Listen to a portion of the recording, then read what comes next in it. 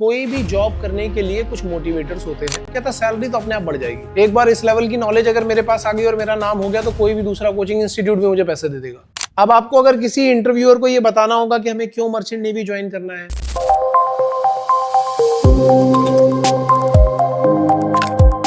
तो कुछ लोगों का मोटिवेटर क्या होता है, ग्रोथ। कुछ का मोटिवेटर क्या होता है, पर्पस। कुछ लोगों का मोटिवेटर क्या होता है, उनका लाइफ का पर्पस। ठीक है, कि उनकी लाइफ का पर्पस क्लियर है। एक टीचर की लाइफ का पर्पस अगर ये क्लियर हो जाए कि भाई मुझे क्या करना है, कि मुझे बच्चों को इसलिए पढ़ाना है। क्यों पढ़ाना है मुझे बच्चों को, इसलिए पढ़ाना है कि अगर सपोज करो इस क्लास में 80 बच्चे बैठे हैं, 90 बच्चे बैठे हैं या 50 बच्चे बैठे हैं, अगर उस 50 में से 10 बच्चे भी सही साइकोलॉजी लेकर के आगे निकल गए तो ये आराम से नेशन बिल्डिंग में हेल्प कर सकते हैं। क्योंकि ऐसा जरूरी नहीं है कि केवल जेई वाला ही कुछ करेगा। जो आईआईटी जेई में गया वही कुछ करेगा, जो नीट क्लियर करके गया वही कुछ करेगा। बहुत सारे लोग ऐसे होते हैं जो मर्चेंट नेवी में और वो बहुत ज्यादा कुछ कर रहे हैं। कई लोग ऐसे भी जो मर्चेंट नेवी में भी नहीं है लेकिन बिजनेस क्रिएट किया और बहुत कुछ कर रहे हैं। मेन चीज होती है साइकोलॉजी। तो कई लोगों का पर्पस क्लियर होता है कि भाई मुझे इसलिए ये काम करना है।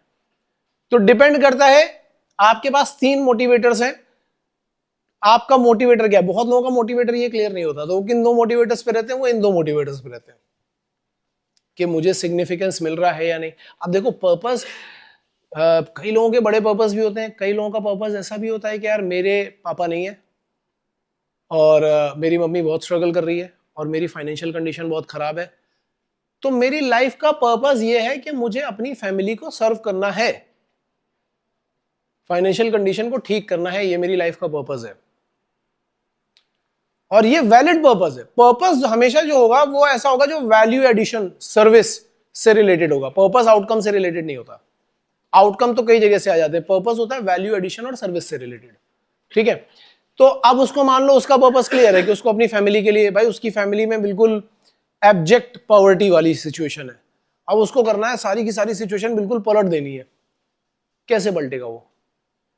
अब तुम ऐसे सोच के देखो, 2 बच्चे हैं, एक बच्चा तो बिल्कुल एब्जेक्ट पॉवर्टी से निकल करके आ रहा है, जिसको दिख रहा है कि अगर मैंने ये काम नहीं किया तो प्रॉब्लम हो जाएगी, मुझे ये काम करना ही करना है, पूरी जान लगानी है इसके ऊपर। तो और दूसरी तरफ एक प्रिविलेज्ड बच्चा है, दोनों का आईक्यू लेवल सेम ही है।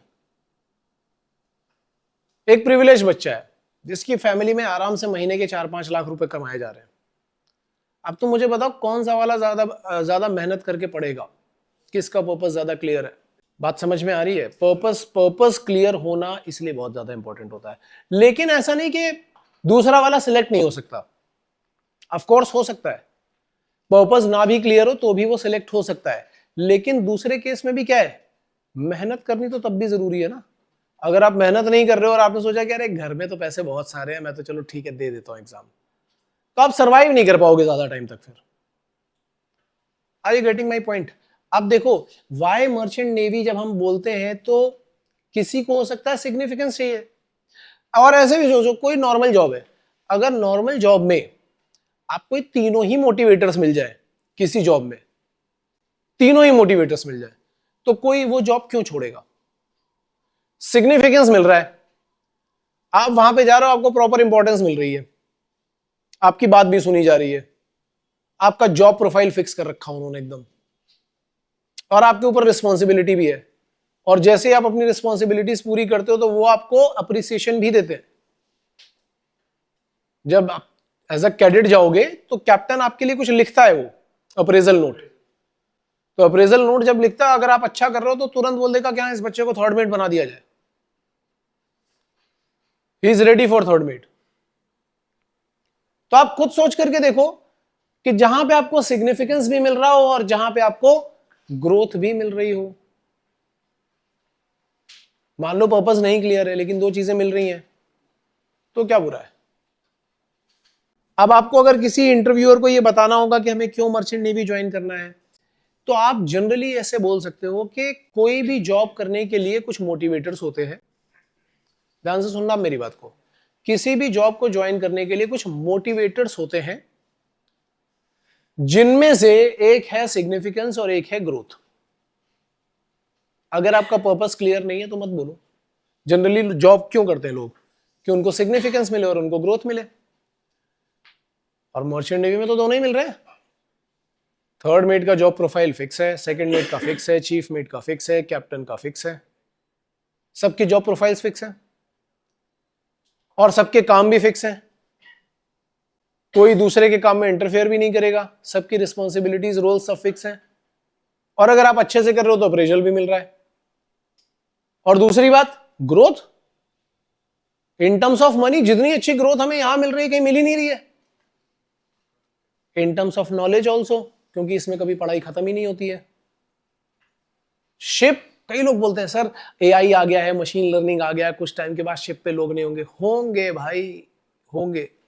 अभी इतना एडवांस नहीं हुआ है, थोड़ा एडवांस हो भी जाएगा तो भी वो लोग होंगे जो एआई चलाना जानते होंगे ढंग से, उसको मैनेज करना जानते।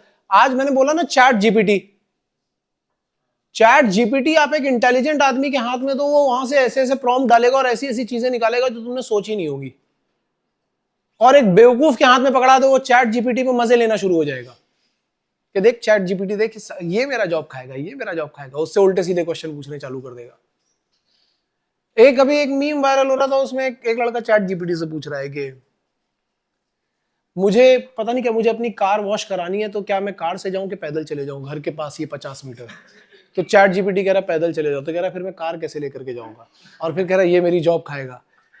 ठीक है। बात यह है कि चैट जीपीटी किसके हाथ में, ये बहुत इंपॉर्टेंट है। तो अगर इन फ्यूचर भी आप बोल रहे हो कि वो जॉब खा जाएगा, तो केवल जॉब उनकी ही खाएगा जो बेवकूफ है, सबकी जॉब नहीं खा पाएगा वो। तो growth in terms of knowledge and in terms of money, दोनों ही यहाँ पे। अब सपोज करो कि आपका पर्पस आपको नहीं पता है, इट्स ओके। आप ये बोल सकते हो कि मैं मर्चेंट नेवी इसलिए ज्वाइन करना चाहता हूं भाई क्योंकि यहां पे सिग्निफिकेंस है, मुझे अपना सिग्निफिकेंस मिल रहा है, जॉब रोल। अब जैसे आप बोलोगे ना जॉब रोल्स आर फिक्स्ड, ठीक है, तो पूछेगा कि थर्ड मेट के जॉब रोल्स पता है तुम्हें, तो इमीडिएटली बोलो यस, बताओ। सेकंड मेट के जॉब रोल्स पता है, यस। चीफ मेट के, यस। तुम ऐसा सोच के देखो, तुम वो इंटरव्यूअर, मैं तुम्हारे सामने आया, मैंने बोला कि सिग्निफिकेंस मिल रहा है वहां पे, जॉब रोल्स फिक्स है, रोल्स एंड रिस्पॉन्सिबिलिटी सबकी फिक्स है। तुमने बोला कि अच्छा ठीक है, तो तुम्हें लगेगा क्या ज्यादा उड़ रहा है ये, चलो। तुमने बोला कि बताओ सेकंड मेट के जॉब रोल्स क्या है, मैंने बता दिए। तुमने बोला अच्छा थर्ड मेट के, मैंने बता दिए। चीफ मेट के, मैंने बता दिए। अब तुम्हें लगेगा कि नहीं यार ऐसे नहीं उड़ रहा, ये थोड़ी सी तैयारी करके आया है। फिर तुम बोलोगे ग्रोथ वहां पे अच्छी है in terms of knowledge, in terms of money. वो तुमसे पूछेगा कि अच्छा ये बताओ थर्ड मेट से सेकंड मेट बनने में कितना टाइम लगता है। अब तुम बताओगे कि वो सर सी टाइम पे डिपेंड करता है, कंपनी टू कंपनी पे डिपेंड करता है, बट अगर आप एवरेज लेंगे तो 3 सेल से 4-5 सेल भी हो जाती हैं। कितने दिन की सेल होती है सर? मिनिमम 4 से 6 महीने की सेल होती है। नाउ ही इज हैप्पी कि ये बंदा थोड़ी बहुत रिसर्च करके आया है। अब आप पर्पस नहीं भी बोलोगे तो भी कोई इशू नहीं है, आपने 2 चीजें बता दी। कई बार लोग बोलते हैं ना कि I don't want to join my father's profession, क्यों? वो सेल्स के बिजनेस में है। तो बोलेगा कि सेल्स का बिजनेस तो अच्छा बिजनेस है, सेल्स के बिजनेस में बहुत अर्निंग होती है, क्यों नहीं जा रहे हो तुम? सेल्स के बिजनेस में कई बार हमें सिग्निफिकेंस भी नहीं मिलती है। जो सेल्स का बिजनेस है, जो सेल्स पर्सन होता है ना, sales is the game of rejection. Sales person के साथ में कई बार ये होता है कि वो अपनी कॉल कन्वर्ट करने की कोशिश कर रहा होता है और लोग इन बिटवीन रिजेक्ट करके चले जाते हैं। सेल्स केवल उसके बस की बात है जिसको रिजेक्शन हैंडल करना आता हो, जिनको रिजेक्शन नहीं हैंडल करना होता, सेल्स उनके बस की बात नहीं है। दूसरी बात, कई बार सेल्स में हमें वो प्रोडक्ट बेचने होते हैं जो हमें खुद को नहीं पसंद है। भाई देखो, इतना सभी लोगों को पता है ना, जब मैंने कोचिंग सिस्टम ही छोड़ दिया था, बड़े बड़े इंस्टीट्यूट छोड़ दिए थे पढ़ाने के लिए, तो उसको छोड़ने के पीछे का एक रीजन था कि लोग क्या कर रहे थे कि हर एक बच्चे को एक ही सपना दिखा रहे थे, क्या? कि मैं तुम्हारा जेईई में सिलेक्शन करा दूंगा। और जो हमारे वो मार्केटिंग सेल्स वाली टीम होती थी वो उनके पास जाती थी और उनको मतलब ऑन पेपर तो ये वहीं बता देते कि तुम्हारा हो गया बस सिलेक्शन। कैसे? बस कोचिंग ज्वाइन कर लो, पहली इंस्टॉलमेंट पे कर दो, क्या नहीं थोड़ा सा कम कर दो, ठीक है, इस सब आज के आज शाम तक कर दो तो 30% का डिस्काउंट मिल जाएगा। हाँ ठीक है, शाम तक कर देते हैं। तो उसने शाम तक कर दिया and now he is happy. क्यों? क्योंकि कोचिंग ज्वाइन करने के बाद तो सिलेक्शन है। अब वो क्या बेच रहा है? वो बेच रहा है सपना। सपना बेचने के बाद क्या सिलेक्शन हो जाएगा सबका? भाई ऐसे सोच के देखो, जब ऑल ओवर इंडिया में 15 लाख लोग एग्जाम दे रहे हैं और सिलेक्शन रेशियो जो है वो 1% का है, कैसे हो जाएगा सिलेक्शन यार ऐसे हवा में? अब जो सिलेक्ट नहीं हुआ वो किसको गाली देगा?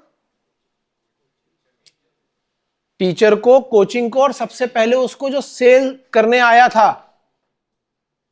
कि वही साला आया था मेरे पास बेचने के लिए, उसी को भगाओ, सबसे पहले गालियां उसी को दो। लेकिन मेन बात यह कि आपने गलत आदमी को गलत चीज बेच दी है। सेल तब ज्यादा अच्छा है जब आप सही चीज सही इंसान को बेचो। तो सबसे अच्छा प्रोफेशन है, सेल्स वालों को बहुत पैसा मिलता है। अच्छा, सेल्स में क्या है, ग्रोथ फिक्स है? नहीं, कहीं कहीं पे सेल्स में ग्रोथ फिक्स होती है, कहीं पे नहीं होती है। Same is with marketing. आप कोई दूसरे जॉब उठा करके देखो, बहुत रेयर तुम्हें ऐसे जॉब मिलेंगे जहां पे सिग्निफिकेंस और ग्रोथ दोनों ही फिक्स हो। Growth in terms of what? Knowledge and money. तो बहुत कम ऐसे जॉब प्रोफाइल मिलेंगे जहां पे ये दोनों चीजें फिक्स है। तो आपको करना है क्या? आपको ये दोनों चीजें यूज करनी है, और ये आपके हिसाब से ही होंगी, आपका खुद। अब ऐसा नहीं कि जो इसका सिग्निफिकेंस होगा वही इसका होगा, इसका कुछ और होगा, इसका कुछ और होगा। ठीक है, हो सकता है कि इसको अपना पर्पस पता हो, इसको ना पता हो, तो ये अपना पर्पस भी यूज कर सकता है वहां पे। Are you getting my point? मैं क्या बोल रहा हूं, समझ में आ रही है बात?